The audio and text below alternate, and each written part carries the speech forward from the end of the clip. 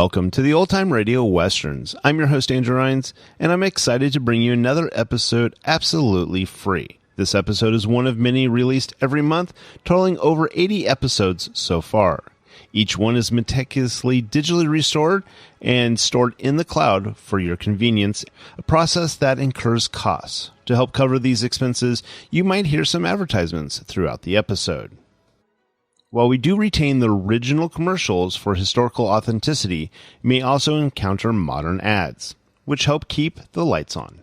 If you prefer an ad-free experience, we offer a couple options. You can listen to the episodes on YouTube. You can also support us by becoming a patron on our Patreon page. For more information, go to otrwesterns.com/donate. Again, otrwesterns.com/donate.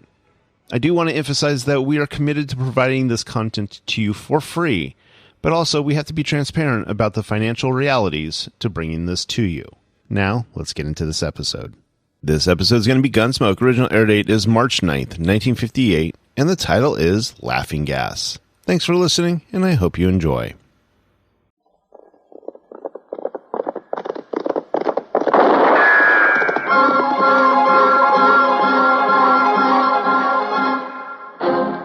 Around Dodge City and in the territory on West, there's just one way to handle the killers and the spoilers, and that's with a U.S. Marshal and the smell of Gunsmoke.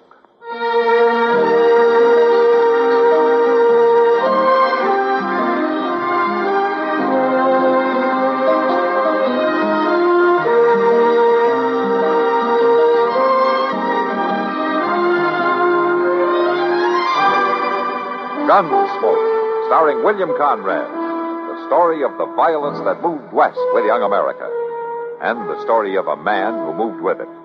I'm that man, Matt Dillon, United States Marshal. The first man they look for and the last they want to meet. It's a chancy job, and it makes a man watchful and a little lonely.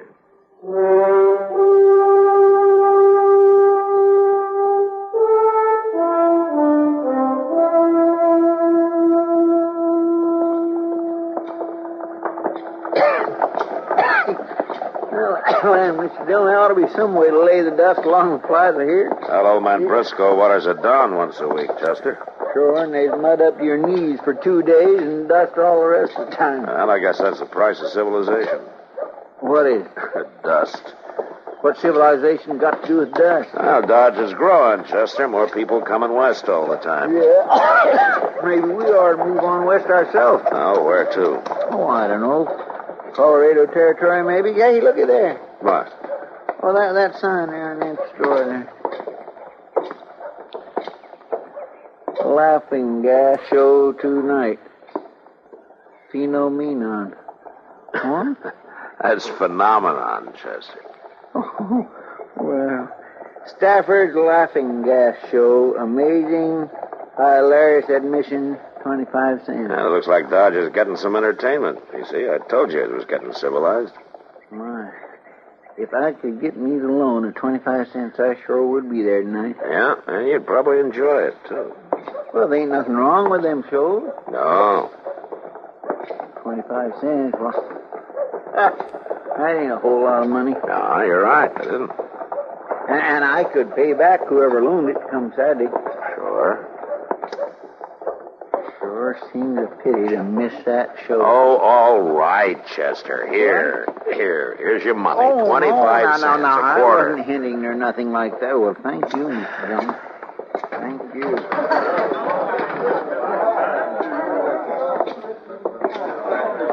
Well, hello, Matt. Chester. Kitty and I began to think you weren't coming. Sit down. Thank you. Sam, bring over another pitcher of beer, will you? Right away, Miss Kitty. It's nice to know the law's on its appointed rounds, even if it means friends are kept waiting. Now, is Doc mad because he had to buy the first pitcher of beer? He's told Sam to put it on your bill. You know, I believe it. Here you are, Miss Kitty. Thanks, Sam. Say, Doc, you know what we just seen down the street? Yeah. A circus? No. A sign saying there's going to be a laughing gas show here tonight. It's the same thing. Now, Doc, there's nothing wrong with a laughing gas show. A bunch of darn fools getting up and showing off in front of a bunch of darn fools. I ain't never been to one. I met Mr. and Mrs. Stafford earlier today. They're the people that put the show on. Yeah, they seem real nice. There's no reason why they shouldn't be. Mrs. Stafford's a pretty little thing. Hey, see, Doc? Oh, pretty or not. I don't want to talk about it. What is it that bothers you, Doc? Have you ever been to a laughing gas show? No?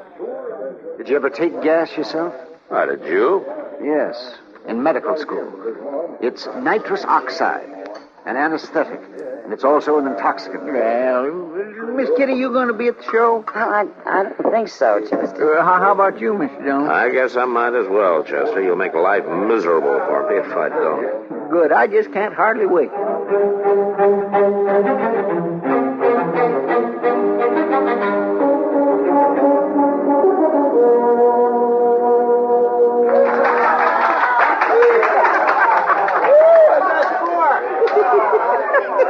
Oh, my gracious alive. Oh, sounds like you're enjoying it, Chester.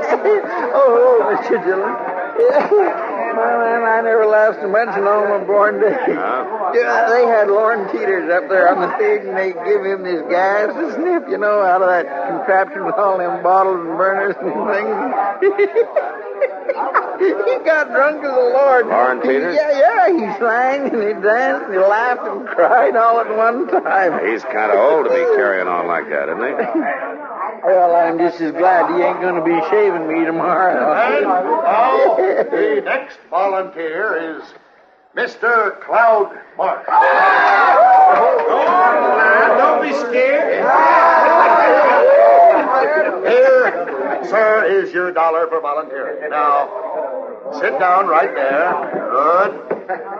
Now, just put this nozzle in your mouth and breathe deep. That's it. Keep breathing. In. Out. In. Out. That's right. It's all right, folks. It won't hurt him. Cloud Marsh ain't so bad when he's asleep. He'll come to in a minute. See, Mr. Dillon, when they come out of that gas, there's just no telling what they'll do. Yeah, but if Cloud Marsh comes out his real self, it might be quite a ruckus. Do us a favor, mister. Keep that bully under forever. Where is it? I'm gonna smash you for this. Take it easy, mister. It's all in fun. Who wants a fight? I'll fight anybody in the place. Oh, poor Cloud. Poor crybaby Cloud. I know you don't like me. You don't like any of us. But me and my brothers will fight you any time. And we'll get you. We'll get you good. Wait a minute. Maybe you better go. I ain't going nowhere. I'll show you. Stop it. He busted all the laughing gas equipment. A couple of you men better help me here. The gas has made him a little argumentative. Come on, Chester, let's get out of here. What a thing to do. I've got some more apparatus in the back room. The show will continue in just a moment. Well, that doggone Cloud Marsh starting a ruckus like that. Well, Stafford said you become your natural self. And he sure did.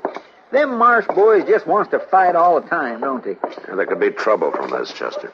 Well, why? My gracious, he's the one that started everything. But a man like Cloud Marsh can't take being laughed at. Yeah, he'll make trouble, sure.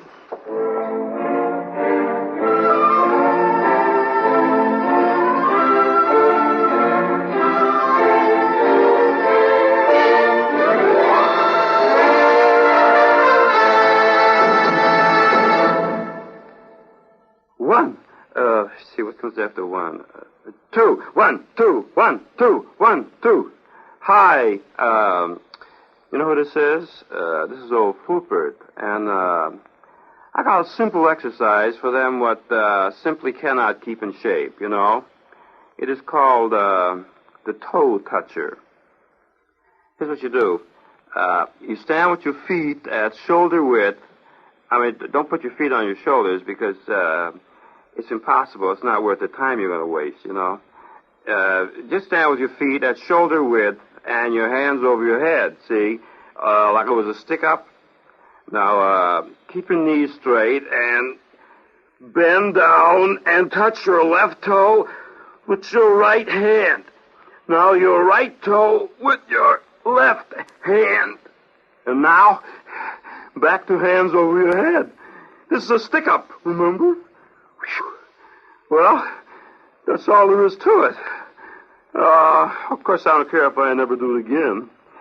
Some of you guys may have a little trouble with this exercise, especially you individuals who cannot see your toes when you look down.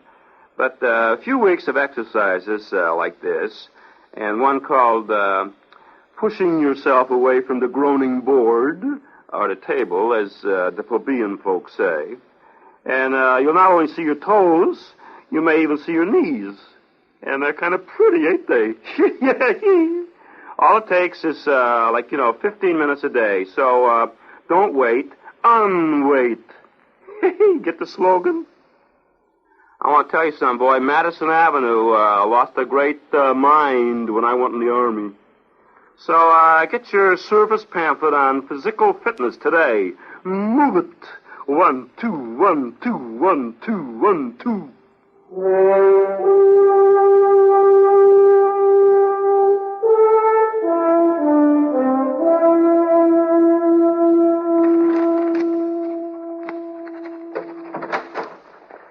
Hello, Matt. No? Oh, morning, Doc. There's some coffee on the stove. Help yourself. Yeah, okay. And how was the show last night? Well, I got there late, so I didn't see it all, but Chester said I was fine. I suppose Chester got up on the stage and made a fool of himself. Well, he probably would have, but he didn't get the chance.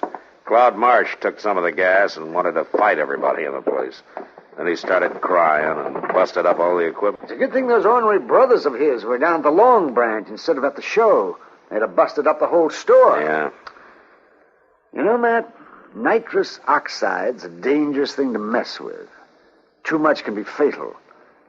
I remember this boy at medical school who took this... Hey, Doc. Doc, I've been looking all over for you. Yeah? What's the matter, Chester?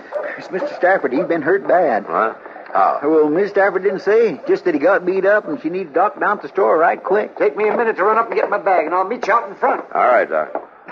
Where'd it happen, Chester? When? Oh, I don't know, but it couldn't have been too long ago. Miss Stafford said her husband was out back of the store with a wagon, and she heard a ruckus and run out, and she seen all three of them running off. All three who? Yeah, Cloud Marsh and them two brothers of his. He just ought to be tarred and feathered, Mr. Dillon. All of them should. Yeah. What in the world was they after beating Mr. Stafford near to death? Well, I told you last night that some men can't stand being laughed at. Come on, Matt. Let's go. Chester, you better come along, too.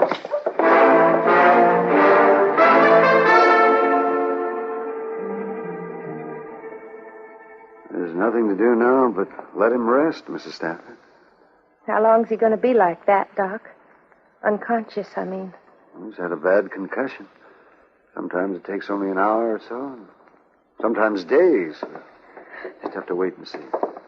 But isn't there something I can do for him? Just let him rest. Miss Stafford, are you ready to swear out a complaint against the Marsh brothers? Earl and me don't want no trouble, Marshal. Yeah, but they almost killed your husband. We sign a complaint now, and the Marshes would really come after us. Earl wasn't always a man to run from trouble. What?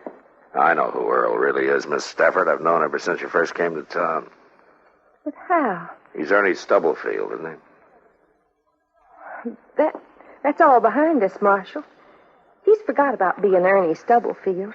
Matt, what's this all about? Well, Earl Stafford's real name is Stubblefield, Doc. He had quite a reputation up on the Red River. 4 killings. And he did some time for the last one. Marshal, after Earl got out of prison, he come to me in Missouri. He was sick with himself. Sick with all the fighting and killing. He pleaded with me to marry him so we could start over. And when I found out he really meant it, we got married. As Mr. and Mrs. Stafford, huh? As long as he was Ernie Stubblefield, there'd be no peace. Yeah.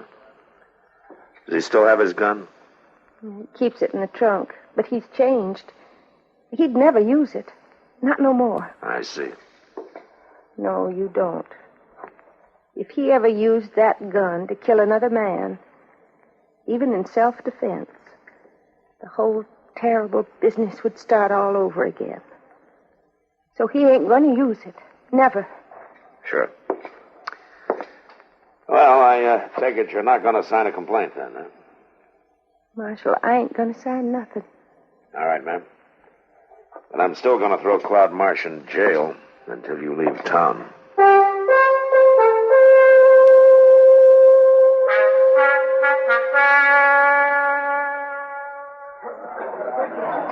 But I tell you, I was right there in Pottawatomie County, and I seen it. Look, Andrew, them Marsh boys, they don't like that kind of talk. Well, John Brown come down the creek and murdered all 5 settlers. Now, you ask Watt over there. He ought to know.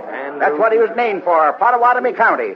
Hey, come to think of it, old man Marsh named the other 2 boys for the counties they was born in, too. You know, Osage and Cloud. You talk too free. You're going to get in trouble, We've been Andrew. sitting listening to you, old man. You sure feel your liquor, don't you? Well, I didn't mean nothing against you and your brothers, Cloud. No, you didn't mean nothing, but you do like to drink, don't you? Well, just 1 or 2 to get started in the morning. I don't figure 1 or 2's enough for old man. So I'll just give you this whole bottle. Hold him, Watt. Oh, no. Don't Now, get his arm. stop it now, Cloud. I'll pour enough Let go liquor of down me. his Let- gullet that he'll... All right, hold it. We ain't doing nothing, Marshal. Just giving old Andrew his morning bottle. Let go of him. Okay. You're coming with me, Cloud. Where? Jail. Well, what for? Disturbing the peace, breaking up the show last night. Now, do you want to walk or you want to be carried? Okay, I'll go with you, Marshal, but I'll tell you something. You ain't gonna keep me in jail long.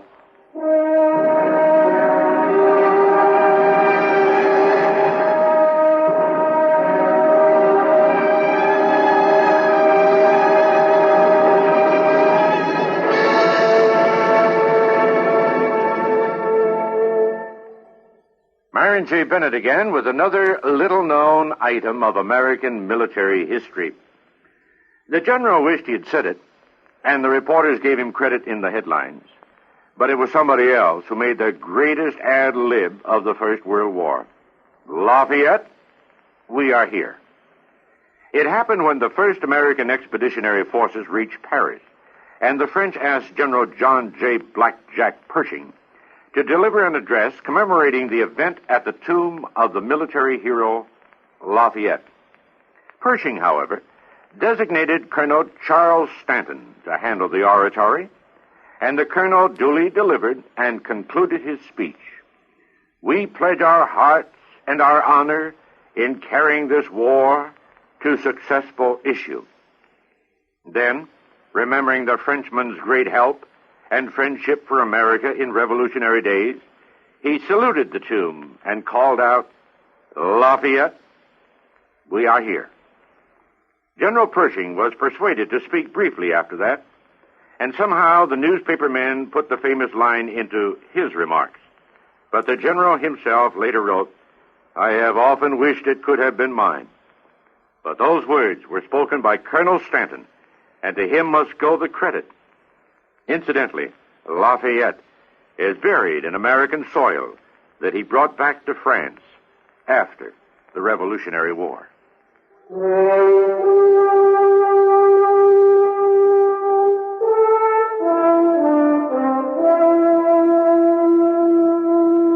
Cloud Marsh was right. He didn't stay in jail long. Within an hour, Watt and Osage walked into the office with a writ from Judge Bent. They paid his bail, and I had to turn him loose. There was nothing I could do. I had hoped to hold him in jail till the Staffords got out of town, but since I couldn't, I told Chester to keep an eye on him. Well, nothing happened all that day, and that evening I was sitting over coffee with Doc and Kitty at Delmonico. Well, nothing like a good dinner to cheer you up. Even if it is a little greasy. You always see the bright side, don't you, Doc? Of course. How's Mr. Stafford tonight, Doc? Well, I guess he's coming along all right. He opened his eyes for a couple of minutes late this afternoon, and then he dropped off again. His wife hopes they can leave town tomorrow. Mr. Dillon? Yeah, what is it, Chester? I've been looking all over for you. I thought maybe you'd be over at the Long Branch, but you wasn't. Well, you don't mind if Matt buys me a dinner now and then, do you? Oh, my goodness, no, but I sure did waste a lot of time trying to find him, and they already left the Texas Trail 10-15 minutes ago. Who left? It's them Marsh boys, all three of them. Were they drunk? Oh, my, yes, and they was talking about giving somebody some of that gas, a dose of his own medicine, they said. Stafford. Matt, that could kill him in his condition. Oh, Matt. Yeah, come on, Doc. Chester, let's go.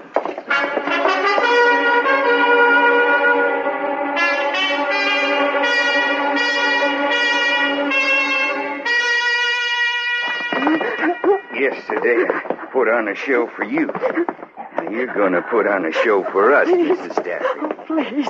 You may sing, you may dance, you may make a fool of yourself. Ain't no use calling him laying down conscious in the back room like he is. He ain't about to help you none. Don't do this, please. He was mighty thoughtful to leave all the equipment out here on the table, Mrs. Stafford. Now, sit down.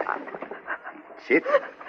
You take this mouth. No, please. No. That's it. Breathe in, breathe out. Now, don't act like that. You need a little more gas to put on a good show for you. let me go. Why, you just ain't nowhere near happy yet, Miss Stafford. Give me another week. No. All right. Turn around, Cloud. Well, looky there. Old man Stafford got up out of bed. You filthy pigs. Now, that ain't no way to talk. You let go of my wife. Cloudy's got a gun. Earl, don't shoot. Don't worry. He ain't going to. Don't shoot. He ain't got the strength. Stand away from her. Not likely. Don't you forget, I got a gun in her back. All right, hold it, all of you. I'll handle this, Stafford. You stay out of it, Marshal. Put up your guns, both of you. There's three of us, Marshal. Don't be a fool, Cloud. Now turn her loose. All right. I'll turn her loose.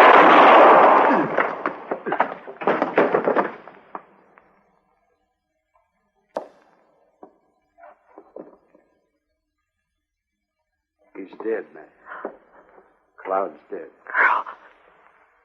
Earl, you killed him. No, he didn't, Miss Stafford. It was my bullet that got him. Is that true? You shot him? Yeah, that's true. Your aim was off, Stafford. Afraid of hitting your wife, I guess. Thank heaven. All right, you two. Watt, Osage. You find your horses and you get out of town. Now, you keep on riding. Yeah.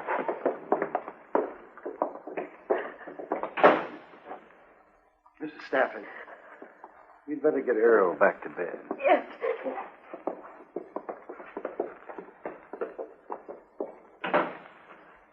My, Mr. Dillon, did you see the look on Miss Stafford's face when she found out Earl missed Cloud, that he didn't kill him? I'd admire to have a picture of that. Yeah. That was a nice thing you did, Matt. What thing? What do you mean, Doc? Chester, Matt's bullet hit Cloud Marsh in the hand. The shot that killed him came from the other direction. You were aiming for his gun hand, Matt, and you knew it. It was Earl Stafford that killed Cloud Marsh. Well, I'll be doggone. Yes, sir. It's a mighty nice thing you did. For both of them.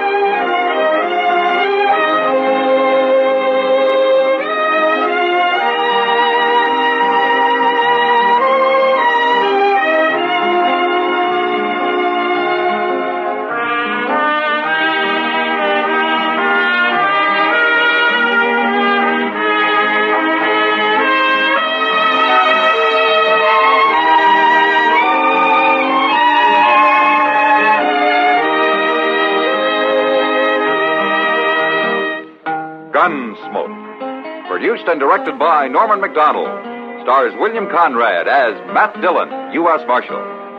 Featured in the cast were Parley Bear as Chester, Howard McNear as Doc, and Georgia Ellis as Kitty. George Walsh speaking.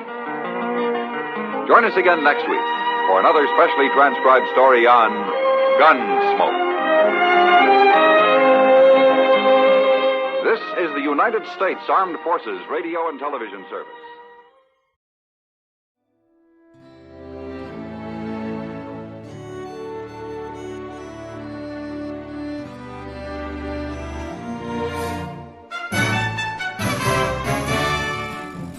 This has been a presentation of OTRWesterns.com, and we hope you enjoyed. Please take some time to like and rate our shows in your favorite podcast application. Follow us on Facebook by going to OTRWesterns.com/Facebook. Subscribe to our YouTube channel by going to OTRWesterns.com/YouTube. And send us an email, podcast@OTRWesterns.com.